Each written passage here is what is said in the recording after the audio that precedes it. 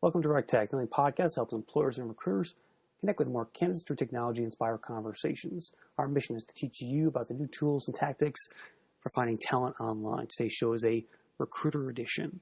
The RecTech podcast is sponsored by our friends at WorkHere, the hyperlocal candidate delivery system. WorkHere targets candidates with GPS precision. They'll advertise your jobs on the screens candidates use the most, their mobile phones. They target likely candidates who live near your company's locations with messaging that's delivered into the social mobile apps they use most often. Then a human chat team responds quickly, answers their questions, vets them, and even helps you sell them on your brand and opportunity. And they also send them right to your ATS or your email or even SMS. So go to workhere.com and tell them you heard it on RecTech. Today's episode is also sponsored by our friends at HireTool, the AI-driven sourcing tool. Powered by a proprietary AI matching engine, HireTool enables recruiters to find and engage the right people with the right skill sets up to 10 times faster. Find them on the web at hiretool.com, HireTual.com. Okay, so the audio you're about to hear is an extract from a recent webinar I did with Derek Zeller. He's a former tech recruiter turned advocate for Engaged Talent, which is a passive candidate intelligence software. Derek talks about their top 5 recruiting challenges of 2018 and how to solve some of those. I throw in my own 2 cents, and throughout the show, I get Derek to talk about his former recruiting life and tell some stories. So enjoy the audio.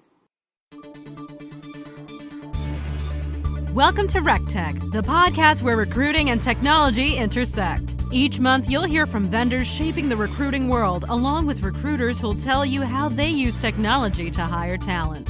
Now, here's your host, the mad scientist of online recruiting, Chris Russell. Okay, everyone. Welcome to another edition of RecTech Live. How's it going today, everybody? On a fine Thursday afternoon here in the Northeast. I'm Chris Russell from RecTech Media, your host, as always, for this edition of RecTech Live, where we talk to interesting vendors out there and get them to teach you stuff about recruiting and also learn a little bit about their products as well. Today, we're going to talk to Derek over at Engaged Talent. He's out on the West Coast about top 5 recruiting challenges in 2018 and how to solve those. So we have some slides here for you that Derek will run through, and we'll talk about those different topics there and problems and solutions for you on today's show. Just a quick show note for next week. I'll be traveling to HireConf in New York City. So next week's show will be on Friday afternoon at 1 p.m. That's November 9th. And that'll be with Mike Seidel from workhere.com. And they have a hyperlocal advertising platform for candidates. And we're going to talk about geofencing for recruiting, a really interesting topic that's kind of at the forefront of sort of next generation recruitment advertising, if you will.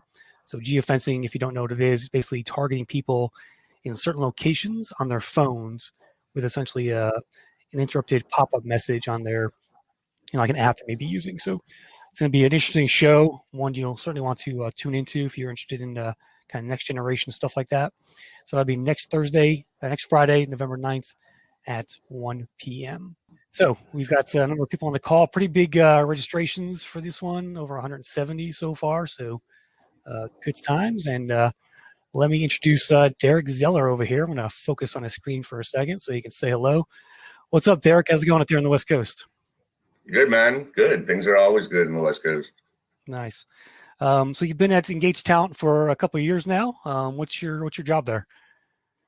Right now, I'm the director of recruiting solutions. So I'm helping format searches, emails being sent out, and campaigns for our current customers. Nice. And you're an ex-recruiter, right? So you've got some former recruiter. 22 years. Where'd you used to work? Where didn't I work? Mostly government contract work. So I worked for Microsoft, Oracle, Booz Allen, GDIT. The last role I had before this was with ComScore, which was a data analytics company, and that's what brought me out to the West Coast. And now I am happy with Engaged Talent. All righty, very good. So we got some slides today, so I'm going to pull those up for you, Derek, and you can start the ball here, rolling. So top 5 is in 2018 and how to solve them. Take it away, Derek. Okay, so we all know that right now the war for talent is real. We are currently in the lowest, at least in the United States, the lowest unemployment rate in the history of my lifetime in recruiting. And it's a very tight market for us right now. So the next slide was actually be a presenter slide. It's cool. My name is Derek Zeller. I go by @Darediver on Twitter. If you want to follow me on Twitter, you can find me on LinkedIn. Pretty much everywhere. Always open to conversations. Love talking to people about recruiting and sourcing solutions of what we are. So if you need me, find me. If not, let's just move on and get into this whole thing about the science. Okay, let's talk about the science a little bit.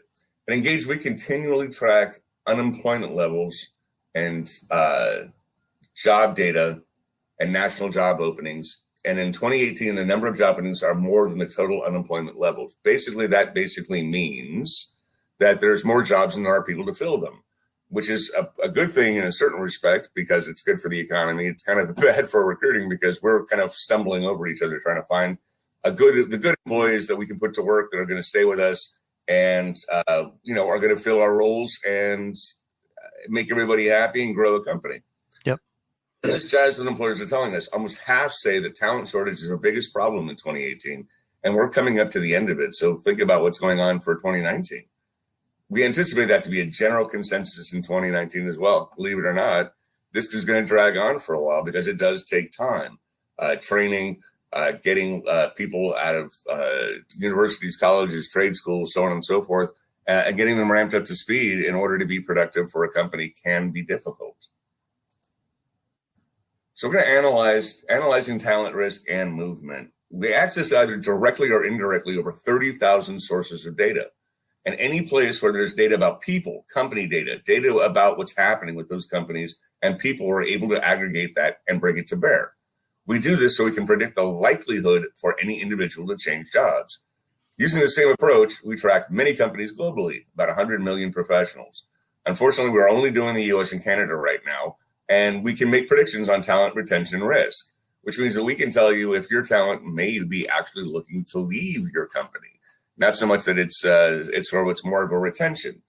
We organize all this data and our models predict things on individuals and companies. We can do beyond this and predict market trends and more macro level details. But for the webinar, we're going to stick to people and businesses that they work for. It's just going to be a little bit easier. This tool is very powerful.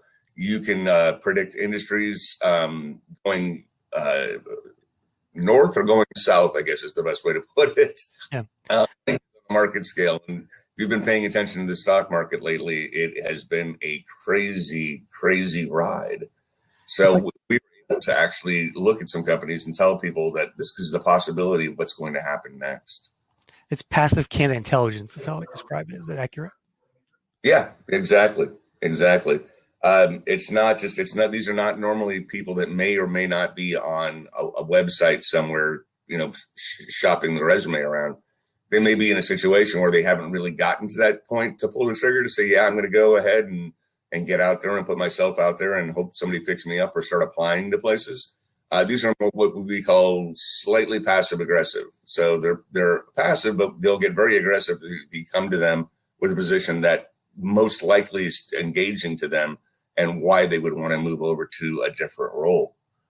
As we get into the top 5 recruiting challenges, we believe a lot of them can be addressed using data in a new way, being able to take the guesswork away. So what we're saying is how powerful it would be if you knew when someone is likely to change jobs, why they want to change jobs in the first place, and how we can start having a real conversation.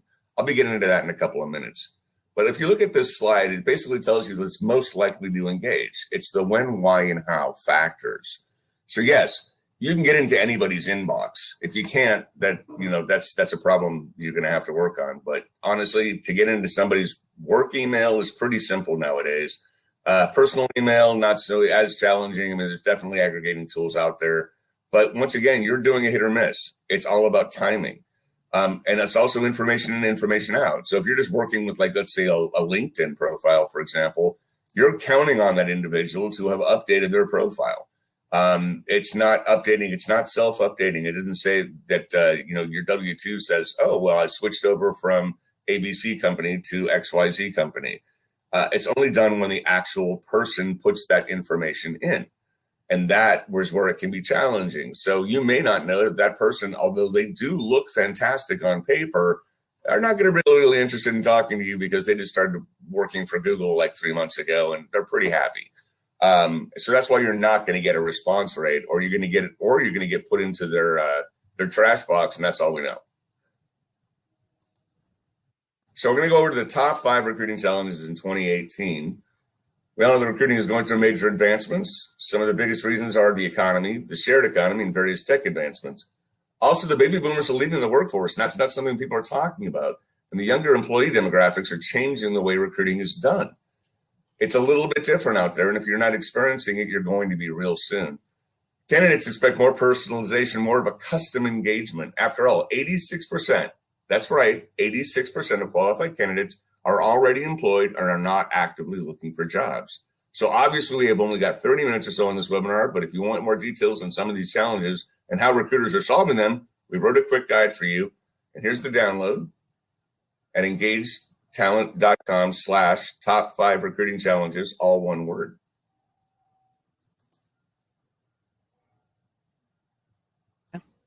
And there it is for you there. This will also be in the webinar that'll be sent out for everybody that signed up, so you can actually jump on there and grab that as well. Apologize for having some technical difficulties moving slides for some reason. No, so let's get into the nitty-gritty, shall we? Identifying the best fit candidates. This is important. According to a recent survey by Recruiting Daily, the website, 85% of hiring managers wish they had better access to qualified and best fit candidates. AI and machine learning can help identify the ones who have a higher propensity to take your call or respond to your email. Basically, what this is saying is we're not only giving you the candidate, but reasons why that candidate might or might not want to chat with you. There's some that are like right on the fence. There's some that are absolutely not. They're just very fat and happy, as they like to say. And there's others that say, oh, well, this company just got delisted from NASDAQ, or they've had 3 CEOs in the last 2 years. Obviously not a terribly stable environment, but when there's actually younger workers, they feel that they should just stick it out anyway, as opposed to maybe looking around for a better position. Normal? Sure. But that tide is changing. Right now, software developers, for example, in the United States, have a shelf life of anywhere from 18 to 24 months. That's a 1.5 to 2 years. They're often looking for another role, predominantly because they're bored, they want to play with new technology, or the thing that they built is built and they don't want to maintain it. They want to go build something else, something new. Was that like being bored? Hey, here, can you stop for a second? Was kind of like when you were recruiting tech guys, was being bored like a big, one of the big reasons that you were finding from them as far as why they would move? One of the biggest challenges why people were moving predominantly was technology. They wanted to go play with something different. Okay. It's like they're using a specific tool, and now it got upgraded to from 1.9 or 1.8, it got upgraded to 2.0. Agile, for example, is a perfect example. There's Agile 1.9 and Agile 2.0, and there's significant differences between the two in philosophy and notation. And so I've had a lot of people either come or go to a company just based on the fact that they get to put their hands on that. It's pretty, that's an amazing sense of technology's worth, is that, it's ever changing, it's ever growing. So very few technologies other than like a Java or C++, which are mainstay languages, a lot of the newer scripting languages are ever growing, changing, and making things either faster or more compliant, more easy to use, so on and so forth. And that's why I've always seen a lot of more people kind of like take off. Gotcha. So spending time on non-hiring tasks, gaining market intelligence on business, industries, and competitors can be the biggest time consumer of a recruiter's week. When I was recruiting for government contractors, part of my job was to go out and find out what our competition was doing, how they were doing, and I would monitor those things. And when a contract came up, like for Boeing, for example, came up and they had 300 people on this particular contract, well, I find out that that contract's going up for a recompete, but it's going to be going now to only the small businesses, which I was part of at that period. So that meant to me that, okay, cool. Boeing can't even go back after this contract as Boeing because they're a major supplier. It's going to go to smaller companies. So I was able to go through sorcery and source candidates with inside the organization in that 200 and started having conversations with a lot of people about coming on with us and possibly putting them in for the proposal and using their resume against the proposal, saying, hey, you like these people. It's whatever reason you're just not giving it back to Boeing. And then I got a lot of information from the individuals on the ground telling me what was happening for them as well. So those are all really important things. And the best part about Engaged Talent is it took me, a day and a half, 2 days, 3 days to get all that information and compile it and then get it and make it look nice and then be able to use it. Engaged Talent would have done that for me in a matter of minutes. So think about that for a second. If you can take things off of your plate and get back on the phone and get behind the email and start your campaigns to talk to candidates, that's where we're most successful.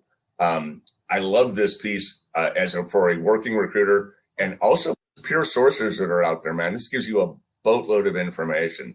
Yeah. So we track hundreds of categories of news and events at the company and individual level, including reorgs, rifts, mergers, acquisitions, layoffs, a lot of the stuff that companies don't really want to talk about that much. Even if they won, or most companies are really big of, hey, we won a $20 million contract. That's super exciting. They don't want to talk about the fact that they're laying a third of their employees off. Yeah. It's not going to come up in everyday news. You're going to have to go kind of find that, unless it's like a really massive company and it's a slow news cycle day. Hey, Derek, a question. So on the non-hiring task stuff, when it gets to things like, scheduling calls and maybe some pre-screening stuff, I'm curious how you see these new technologies like chatbots and things like that and texting fitting into the piece, particularly on the, I know it's great for high volume kind of entry-level positions, but how do you see it fitting into the high-level, high-tech positions out there going forward? I think it's good for the lower level roles when you're looking to hire, for example, seasonal help at Target, and these are not going to be full-time positions. These are part-time positions. They're bringing you in for 8 weeks or 9 weeks or 10 weeks to basically help stock, staff, so on and so forth. I think those are really great because you're not really hiring somebody for a full-time role or for a more senior role. For me, the chatbots, I don't personally like them for more senior roles. I see people going into high-level software development, database administrations, storage and area networking. They're getting hit up by a lot of people, and especially if they're good, and especially if they are actually looking, they're like the belle of the ball. To drop somebody into a chatbot of that level, it's kind of a turnoff to me. I still say, I've always said, we're not recruiting computers, recruiting people. Yeah. And you always have to think that way. It may be easier for you, but think it's not always about you. It's about the candidate, and they're the ones that are eventually going to make the choice if they want to come with you or not. Even for a thing like something simple as just scheduling an interview or something. Yeah, to a certain degree. I mean, I've set them up. I've set up some higher level people. I'm like, hey, here's my calendar. Let me know when you're available. I like that. I do like that because it gives it puts the ball in their court. They get to pick a time. It kind of lands on them. So now they feel like, oh, well, I was the one that made the appointment with you. So I guess I'm gonna make sure I make that appointment, as opposed to, just becoming Casper the Friendly Ghost and just not showing up. Still think that there needs to be a human conversation between two people before doing all that. This whole thing of doing everything over email, I'm personally not a big fan. I'm not saying that it doesn't work for people. Personally, I just don't like it. There's a question that came in from the audience. It's asking about what about keeping in touch with higher level candidates in your database, maybe on an ongoing basis? 100%. Yep. 100%. That's a great place to go. And one of the nice things about the tool we have is you can go in and see if that person's already in your database. So you might have notes on that individual if they've actually interviewed with you, or if they've applied before in the past and you didn't hire them because Johnny was only had 6 months of job experience a year and a half ago. Well, now Johnny has 2 years experience. He's in a company that he's not happy with. He's ready to move, or at least we think he's ready to move. You've got contact information verification through us, and you can verify that that email and phone number are still the same, or they may have changed. So just because they're in your database doesn't mean that their contact information still shows relevancy. Gotcha. Cool. So balancing personalization with velocity. Candidates are tired of receiving cookie cutter messages, just like I've been saying for a very long time, from recruiters that aren't relevant or contextual in any way. I actually got an email, I'm not kidding when I say this, yesterday, about an IT role for a corporation back in DC. They didn't tell me what IT role. They just said I'd be really good for this role. They didn't tell me what role it was. They told me the name of the company. I won't say it because I don't want to shame anybody. But I'm not an IT person. I recruit IT people. I've been recruiting IT people for over 20 years. So it was a very odd email to get. So I actually sent them an email saying, you might want to rethink of your challenging here. I know it's a tight market, but where on my profile, I'm assuming that you got me from LinkedIn since you sent me an email. Did you see that I was an IT person of any sort? I mean, my profile is pretty wide open as to what I do, and being an IT person is unfortunately not that. So our AI enables recruiters to personalize their messages and deliver the right message to the right candidate at the right time in an automated fashion. What we do is we tell you, hey, listen, this person more than likely is interested in another position because of all of these things. For example, we've gone over them before. The company is split, like when SAIC split and they became Leidos and SAIC, or Booz Allen Hamilton split and they became Booz Allen Hamilton and then BAH.com. Mm-hmm. Those things happen, and like when there's mix-ups and there's shake-ups and things, stability is you're not really sure what's happening. So you want to make a move. You're like, I know that this other company across the street is much more stable. They've been stable, and I can tell you why they've been stable. And then I can also tell you why the person's going to leave. It's pretty awesome. So setting up recruiting KPIs. We all love KPIs, right? Yep. All right, that was a joke. We all like But it is part of the job. Cost per hire, time to hire, candidate sources, candidate engagement, company ratings, form of a good start, pointing for data-driven recruiting. It's like the glass door type situation. Do you respond or do you not respond to a negative review? And then it kind of like it's a dog that's chasing its tail. But using a solution such as Engaged Recruiters can get a much deeper understanding of how they're performing and what seems to work in terms of response rate, engagement, and general team activity results. Case in point, we had a client of ours who'd been with us just 60 days, actually. And my customer success team is one of the best in the business, if not the best in the business. Go team. And one of my customer success reps did what that person does, and they called to see how they were doing. We were monitoring, seeing that they were using the tool quite a lot, which was awesome. And we called to see how the success rate was for them. How are they doing? And they said they went from a 13% response rate to, wait for it, 53% response rate. That's more than 50% of candidates who are responding in a positive manner. That's pretty intense. But it's also a great KPI. You can be able to go back to your hiring manager, you can go back to your recruiting manager or HR person or whoever you're reporting to and say, hey, look, we're getting a massive response for what we're paying. And that's a pretty important thing. Return on investment is always the key factor. If you're paying for something and it's not really working great, then you're just paying for something that's not working great. And you can't really prove if it is or it isn't. With us, we can prove to you that we are going to be working great. Derek, well, if you're using Engaged Talent, does that mean you're going to be contacting sort of less people, but they're more targeted in that respect? Yeah, I like to. It's more of a targeted research form. Once again, I wouldn't really put us under like seasonal hiring because you could put an ad in Craigslist and get 100 resumes. This is to go after people that you really want to talk to. and that may want to talk to you, but it also helps you to make sure that you don't go after people that don't want to talk to you. That's kind of key. People will remember you, especially in recruiting. And if you're aggressive, like uber aggressive with somebody, and you're sending like email after email after email and phone call, one of two things is going to happen. Either they're going to break down a little bit and say, okay, I'm going to give this person a shot. Or normally what they're going to do is say, this person is incredibly annoying, and then put you into the junk mail folder. So even a year from now, if you're still with the same company, you're recruiting for that company, and a role comes up and you see this individual and it says, hey, we tell you, hey, this person is like ready to make a move. There's a lot of negativity going on with inside the company. This person also is shown a pattern of leaving every 2 to 2.5 years from their company and moving on to another project. They're coming up 2 years on their current role. So there's a lot of reasons why this individual may want to talk to you. But if you email them and you're in their spam folder, they're never going to see your email, whether they want to go or not. So remember, it's about the candidate. It's not about you filling your role. Yes, it is to a degree, but when it comes to the candidate, it really is all their choice, not yours. You got any horror stories from your past days about that?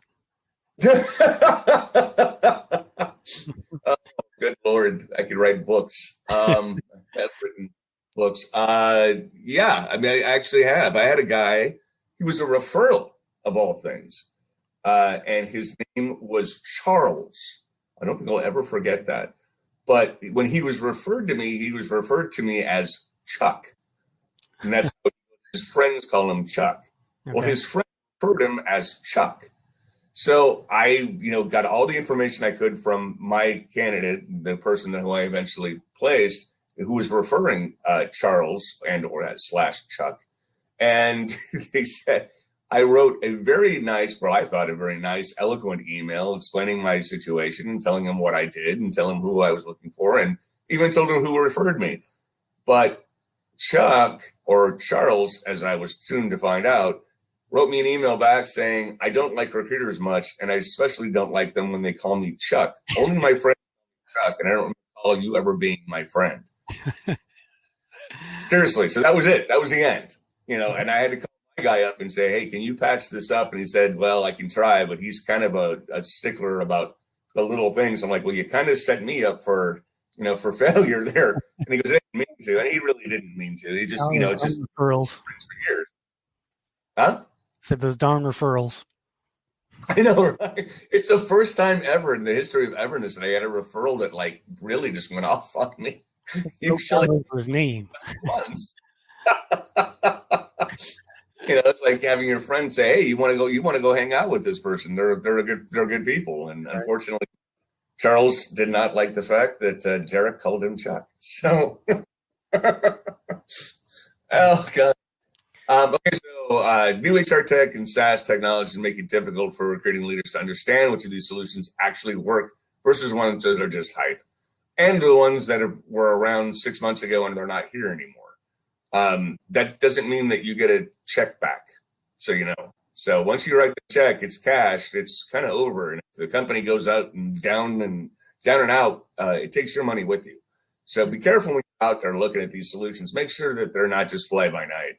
Look for solutions that help recruiters connect with new talent pools at the right time and with the right message that's data driven. And frankly, recruiting engaged talent is really the only tool out there that is capable of doing all of that for you, as well as all the business intelligence that we bring from you. Yeah, any new technology out there, viewers, if you're looking to bring onto your company, you really need to, you should have kind of a product champion there who's going to, take that product and, make it successful at the company as well. You got to make sure the vendor is invested as well in terms of having them put the right resources into the project. Having them understand your own workflow and processes is highly important. I've seen too many vendors and employers just clash over that stuff, and they're never on the same page. I mean, you must have seen that a lot during your corporate days, Derek, in terms of these vendors, some vendors coming in and just it not syncing correctly, right? Oh yeah, I mean, I saw. It's not just the technology recruiting software; it's software in general. I mean. Yeah. There's I can never think of the name of it, but it was its own platform. It was a web development tool, but it sat on its own platform. which made it that much more interesting. And you could do a ton of stuff with it. And there's only a few companies that had it, and everybody was really, really excited about it. And then it just kind of imploded. It couldn't sustain itself. They couldn't get the sales through, and eventually the company just kind of closed its doors. That happens in every industry with everything. I mean, it's just consistent growth. Sears is basically on a lifeline right now. You told me that 20 years ago, I would laugh at you. Sears was a staple for me as a kid, and so it's just it's odd to watch these massive companies just kind of go away. Kmart's having issues now, and even Walmart's starting to not open as many stores. It's how the product is perceived, and that's what's going to change. Yeah. So like every 10 years from the masters of modern. But sorry, go ahead. Say every 10 years or so, like something changes, right? It's just whether it's it was job boards in 2000s, now it's like matching and sourcing is the new thing, and everything changes over time, so you got to be prepared for that change, as a recruiter these days, especially. Yeah, and sometimes change is forced upon us. Indeed came out and said that as beginning of January 2019, they're not going to allow recruiting agencies to post jobs on their website. That's massive. Yep, and that's huge. Well, I think you can still post, but you got to pay for it, right? There's no more organic. No more organic. Yeah, you're going to have to pay, and I'm sure you're going to have to pay, more than what you're really going to want to pay, which is interesting to me. So because now it's like, Indeed really has become a modern job board. They've joined the ranks of Career Builder and Monster and Dice and the big things I like to call them. So we'll see what the pricing is like. I mean, I don't know anything. I don't use them, and I don't care to cast dispersions on them. I mean, it's a good site for what it's worth. It'd be interesting to see what happens and what the pushback is going to be from them going forward. I don't know. You don't know until that happens. The repercussions are. It's going to be interesting. I talked to a staffing guy yesterday, and he's going to be using Appcast to distribute his job automatically for about $2,000 a month. Get the jobs everywhere else except Indeed, so you can get around like using everybody else basically. So yeah, it's gonna be interesting what happened with the Google hire too. Going down the road, I know that Google kind of infuriated Indeed by targeting them down so they don't come up. Their jobs listings aren't going to come up right away.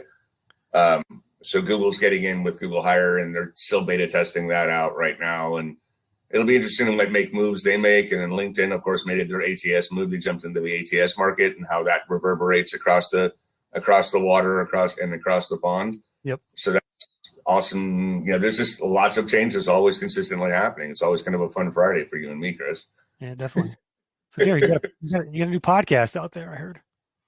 I do. It's Masters of Modern Recruiting with me, Derek Zeller.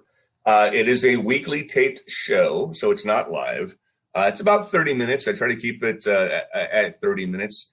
It's available on Apple and Google. You can also go to our website, engagetalent.com, and then /podcasts. It's a lot of fun. I try to keep it light. We talk about industry stuff, and with the people's processes on how things are happening and what's going on within our industry. And I talked to everybody. I think we had one of our more better shows with Katrina Kiven. Was awesome. She does 3 Years Media, and she has her own company. We talked about inbound talent and how to do inbound recruiting as opposed to outbound, having them come to you, so to speak. Mm-hmm. I've also talked with agency recruiters, just pretty much anybody on the list, and some big names and some people you may not have heard of, which makes it a lot more fun. And if you're actually interested in ever wanting to be on a podcast with me, just shoot me an email, and we can maybe set something up if you got something you want to talk about, and let's chat. We have a lot of fun. I think you should have me on. Yeah, I should have you on it, Chris. That would be fun. Although by the end, nobody would know what we're talking about. You want to talk to that mad scientist? More about Engage. Engage helps recruiters leveraging the power of AI. I like to call it machine learning. we're a true utilization of it. And our mission is to help recruiters get in front of the qualified candidates who are part of the 86% of talent that you won't find active on job boards or regularly checking their in-mail. We also don't scrape any databases. We sit on top of them. So we can also show you a LinkedIn profile or a general profile or a Facebook profile or a GitHub. We have access to all of that information.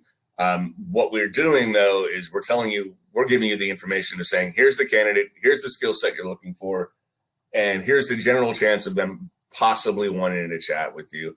We not only help you uncover the talent, we also tell you to understand what is happening to the companies in real time and provide predictive scoring to help you target the individuals with the highest likelihood to engage. Not only at the right time, but also how to engage them based on our Engage Me, a profile that identifies pain points impacting the individual and gives you personalized messaging tips designed to maximize response rates. And that's really the point. Once again, like I said, I mean, you can email 50 people that look really, really good for you and look good for your role, and that's fantastic. But if they're not interested, they're just not interested. They're either A, just not going to respond to you, or B, they're going to respond to you and thanks but no thanks, and maybe some other day. And all you've done, basically, you send out 10 emails and you get one person that gets back to you, and it wasn't the one person you were really hoping for. You kind of wasted an afternoon. This helps you craft you can take general bones emails, add specifics to them, and then send out that email as a personalization. I also agree with the fact that if we can get you a phone number, you should call first, then send an email. I actually had a candidate experience from one of the boards I'm on in LinkedIn. We were talking, and one of the recruiters said a fun story about like phone calls. She had called, left a message for a senior VP with his assistant, and the next day he called back and he said, "Do you know why I'm calling you back?" And she said, "No." She goes, "Hopefully it's because you want to talk to me about the role." And he said, "Well, yeah, I do." He said, "But the reason why I'm calling you back is because you called me. You didn't send me an email. I'm getting tired of getting all of these generic emails being sent to my inbox saying, if you're interested, we'd love to talk with you. It's always about them. It's always about filling their job. Has nothing to do with me. And some of them don't even have anything to do with what I actually do." Right. So that to me is even more amazing. But if you can't get a phone number, the next best step is you're going to have to send an email. Don't be like everybody else. Be that strange, purplish color that comes through and says, "Hey, read me because I'm interesting," and make it about them. So that's it for right now. So not only the time, but it's engaging those people the way you want to go. And I think that pretty much covers my stuff, Chris. Cool. Got any questions for me? Yeah, certainly appreciate the time, Derek. Once you have any questions for Derek, feel free to throw it in there. Derek, what do you think is going to happen in 2019 as far as some of these challenges go? Is it just kind of more of the same? Put your thinking hat on there and tell us what's in store for next year. I think it's going to be more of the same. I don't think anything's really going to get really crazy until probably like mid 2020, based upon the presidential election at that point. There might be some slight changes and inferences, but even if like our Congress changes over and the Democrats, there's a blue wave or a red wave or whatever, it still takes time to implement. The government doesn't exactly move at light speed. So I'm not really, I predict right now that we'll probably stay the course. Even the market doing its, flippity flop the last few days really hasn't affected hiring. People are still hiring people. People are still graduating from college and looking for jobs. People are still retiring. The life goes on. I mean, the hiccups are the hiccups. My thing is like looking at the new strategies of how to get that talent in the door and how to get them to want to chat with you, how to get them to listen to you and chat about taking a particular role with you. And I see it becoming more and more personable. People are really kind of tired of the automation, they and the ease of it. They want more human interaction, more now than ever before. I even see this online on social media accounts. A lot of people are kind of walking away from it. They're making plans and then meeting friends and going to parks and going to fairs and museums and restaurants and getting back out into that general public and kind of getting offline. So what you can do to be more personable, I definitely think would be pretty amazing. Yeah, that's interesting. I think as we get more automated, I think there's going to definitely be a push on the other side to be more human as well from the top recruiters out there anyway, at least. Yeah, I totally agree. It's kind of weird too. I mean, the market is so incredibly tight. There was a joke thread that was going on, and I think it was on Recruiters Who Code or Sourcers Online or something. But somebody had made a joke saying that they were all excited about talking to this person about coming to work for them at their company as a technical recruiter. And another recruiter within inside the company, it's a very large organization, called this individual about something completely different about like sales recruiting and put him into the pot to have them come in and interview for that particular role. Well, that's not what this individual does. Yes, they're a recruiter, but they're an IT recruiter, which separates them a little bit differently from a sales recruiter. Not saying that one is better than the other. I don't think either are, but there are definitely different tactics between the two skill sets. And she was noticeably upset because she's like, it looks bad upon their company for recruiters to be going after just a recruiter for whatever skill set. And it puts a lot of people in a bad way. Another person actually said that they got a phone call to be recruited for a position within inside their own company for a contracting role, and they're there. So come on, guys, we can be better than this. Do some research, man. Do some research. I'm telling you, it'll go a million miles further if you do your research, man. Definitely. One more question, Derek. What are the top 3 traits of an IT recruiter, good IT recruiter, in your opinion? Curious. Communication skills is highly valued, but also number 2, that's probably my biggest one, is communication skills. Knowing what you don't know goes millions and millions of miles of credibility towards IT people. One company I worked for, we had a Green Plum DBA. I never even heard of Green Plum. I had no idea it even existed, and I've been around for quite a while. And I even have a DBA license, and I've never heard of this particular skill set. So I ended up finally getting to talk with somebody who was very happy in their role, and I was basically asking them for referrals at that point.